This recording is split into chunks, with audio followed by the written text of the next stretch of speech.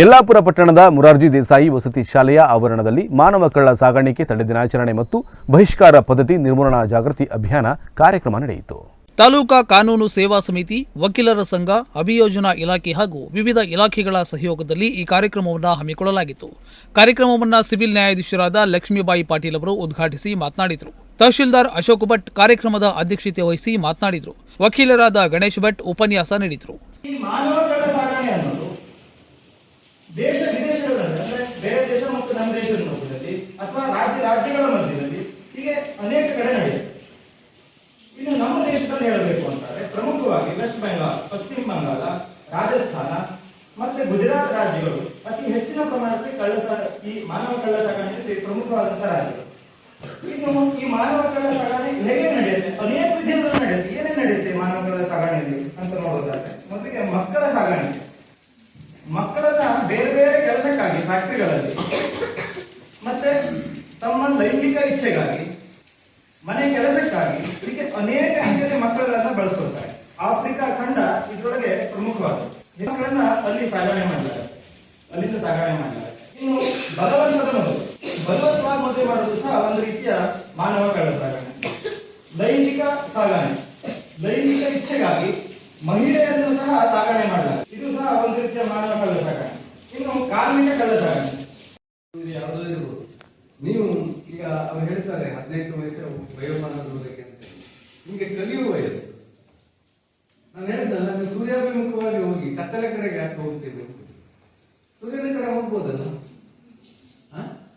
ಕಲಿಯುವ ವಯಸ್ಸಿನಲ್ಲಿ ಶಿಕ್ಷಣದ ಬಗ್ಗೆ ನಮ್ಮನ್ನು ಮುಳುಪಾಗಿ ಇಟ್ಕೊಳ್ಳಿ. ನೀವು ಎಂತೆಂತ ನಮ್ಮ ಬಹಳ ದೊಡ್ಡ ಇವರು ಸಾಧನೆ ಮಾಡಿದಂಥವ್ರು ಇದ್ದಾರೆ, ಅವರ ಪುಸ್ತಕಗಳನ್ನು ಓದಿ. ಅವ್ರು ಯಾರು ಜೀವನದಲ್ಲಿ ಈ ತರ ಕತ್ತಲೆ ಕಡೆಗೆ ಹೋದವರಲ್ಲ. ನೀವು ದೀಪದ ಕಡೆಗೆ ಹೋಗುವ ಪ್ರಯತ್ನವನ್ನ ಮಾಡಿ. ಆ ಬೆಳಕೇ ನಮ್ಮ ನಿಮ್ಮವನ್ನ ಪರಿಚಯವನ್ನು ಮಾಡೋದು. ಬೆಳಕಿಲ್ಲದೆ ಹೋದ್ರೆ ನಾವು ಅದಂದ್ರೆ ನಿಮ್ಮ ಸಂಗತಿಗಳನ್ನ ನೀವು ಕತ್ತಲಲ್ಲಿ ಇಟ್ಟಾಗ ಮಾತ್ರ ಇಂತಹ ಒಂದು ಆ ಘಟನೆಗಳಾಗಲಿಕ್ಕೆ ಕಾರಣ. ಅದಕ್ಕೆಲ್ಲ ಮೂಲ ಕಾರಣ ನಮ್ಮಲ್ಲಿರುವ ಶಿಕ್ಷಣದ ಕೊರತೆ. ಶಿಕ್ಷಣ ನೀವು ಶಿಕ್ಷಣವನ್ನ ಪಡಿತೀರಿ, ಬಟ್ ಆ ಶಿಕ್ಷಣವನ್ನ ನಾವು ಅನುಸರಿಸ್ಕೊಳ್ಳೋದು.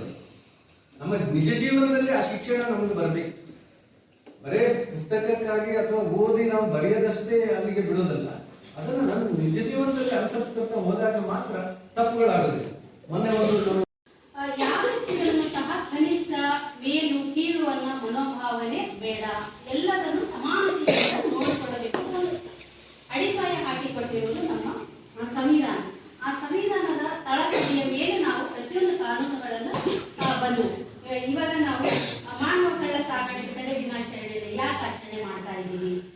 ಇದು ನಮ್ಮ ಈಗ ಒಂದು ನ್ಯೂಸ್ ಅಲ್ಲಿ ಓದ್ತಾ 3ನೇ ಸ್ಥಾನದಲ್ಲಿ ಇರೋದು ಪ್ರಕರಣದಲ್ಲಿ ಅಂತ ಹೇಳ್ತಾ ಇದ್ದೀವಿ. ಏನಂತಂದ್ರೆ ತಮಗೆ ಈಗ ಮಕ್ಕಳು ಇರ್ತಾರೆ, ಒಂದು ಯಾವುದೋ ಒಂದು ಆಶೆ ಆಮಿಷ ತೋರಿಸಿ ತಮ್ಮನ್ನ ಅಲ್ಲಿಂದ ಕರೆದುಕೊಂಡು ಹೋಗಿ ಕೆಲವೊಂದು ಅನೈತಿಕ ಚಟುವಟಿಕೆಗಳಲ್ಲಿ ತೊಡಗಿಸುವುದು.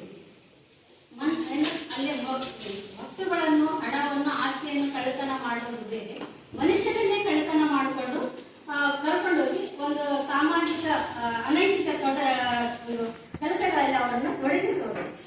ಇಂತಹ ಒಂದು ಘಟನೆಗಳನ್ನ, ಇಂತಹ ಒಂದು ಕೃತ್ಯಗಳನ್ನ ತಡೆ ಮಾಡ್ಬೇಕಂತಂದ್ರೆ ಏನ್ ಮಾಡ್ಬೇಕಂದ್ರೆ ಎಲ್ಲ ನಾವು ಅಧಿಕಾರಿಗಳು, ತಾಲೂಕುಗಳು, ಇಲಾಖೆಗಳು ಎಲ್ಲರೂ ಮುಂಚೂಣಿಯಲ್ಲಿದ್ದು ಎಲ್ಲ ಒಂದು ಇದ್ರ ಬಗ್ಗೆ ಅವೇರ್ನೆಸ್ ಪ್ರೋಗ್ರಾಮ್ ಮಾಡಿ ನಂತರ ತಮಗೆ ತಿಳಿಸಿದ ನಂತರ ತಾವು ಸಹ ತಮ್ಮ ಪಾಲನೆಗೆ, ತಮ್ಮ ಸುತ್ತಮುತ್ತಲಿಗೆ.